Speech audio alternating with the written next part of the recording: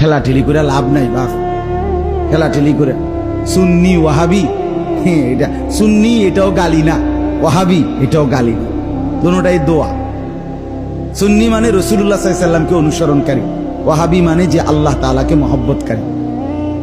ওয়াহাবি মানে আল্লাহওয়ালা, সুন্নি মানে নবীওয়ালা। খালাস, তো একজন মুসলমান আমরা নবীওয়ালাও হওয়া চাই, আল্লাহওয়ালাও হওয়া চাই। কথা বুঝেন না?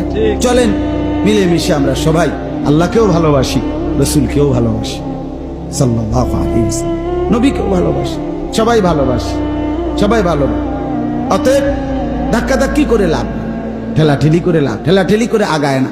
এজন্য আমরা নিজেরাই যদি নিজেরা ভাগ হই, বারবার ইনসাফের সাথে বোঝেন, প্রত্যেকেই ভাবেন রাসূলুল্লাহ সাল্লাল্লাহু আলাইহি সাল্লামের ভালোবাসা নবীর সুন্নতের মধ্যে অনুসরণে। আমনে আমনের জায়গার থেকে মিসওয়াক করেন, দস্তরখান বিছান, দাড়ি রাখেন, বিবিকে নামাজি বানান, স্ত্রীকে পর্দানসীন বানান। আমনে আমনের ফিরের কাছে থাকেই আমনের ঘরের থেকে টেলিভিশনের আওয়াজ বন্ধ করেন, কোরআন শরীফ সহি শুদ্ধ করেন, জিকির করেন। আমনে আমনের জায়গার থেকেই নবীজি সাল্লাল্লাহু আলাইহি সাল্লামের সুন্নাত মোতাবেক নিজের জীবন চালান, কোনো অসুবিধা নাই। ঠেলাঠেলির কি দরকার? সবাই মিলে মিশে যেন আমরা